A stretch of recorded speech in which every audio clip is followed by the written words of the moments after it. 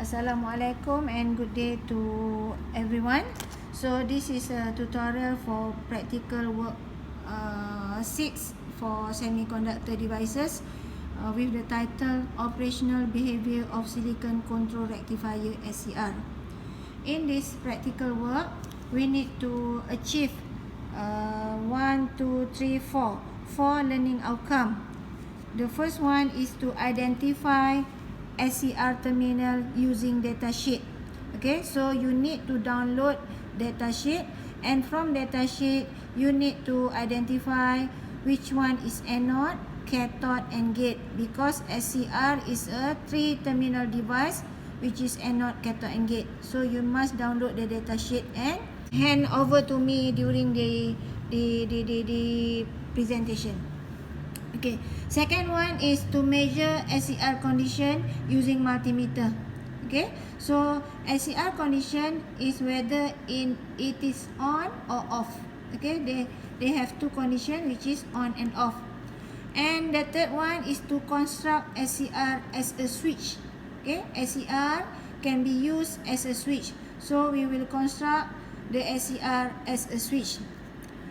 And also to recognize SCR as a switch. Okay, so this is the 4 what you call learning outcome that we need to achieve. So part A, okay, part A is testing SCR using multimeter. Okay, testing SCR using multimeter. So like I mentioned to you, this is SCR. Okay, the number is TIC 126D. So when you look at the data sheet, they have 3 terminal, which is cathode. Okay, Assalamualaikum and good day everyone. So this is practical work 6 silicon control rectifier, which is part B. So in part B, what we are going to do is we want to see the application of SCR as a switch. Okay, so here is LED. Okay, and this one SCR TIC 126D, which is the terminal cathode, anode and gate, and this one is another switch. Okay, as per what you taught in class, okay, SCR will be on if anode is forward bias and gate must be trigger. Okay, so SCR must be forward bias and gate must be trigger, then only SCR will work.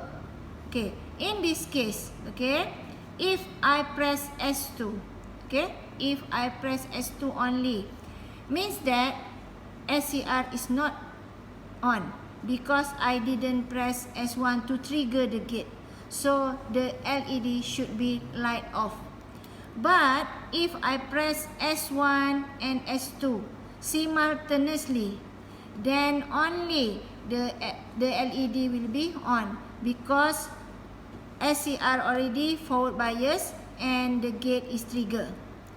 After that, if I remove S1, the LED will also on because SCR only needs one time to trigger. After that, if we remove the what you call wire here, so it also will be conduct or the light will be on. Okay, so this is the what you call the connection.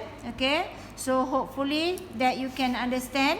Okay, this is R1 and diode. Here is the connection R1 to diode, and then from the resistor 270, okay, I connect to switch. Okay, this is the green wire. I connect to switch. Okay, I connect to switch 1. And then from that, from this switch 1, I connect to gate. So here, the last one is gate. Okay, the last one is gate. Okay, this is the last terminal is gate.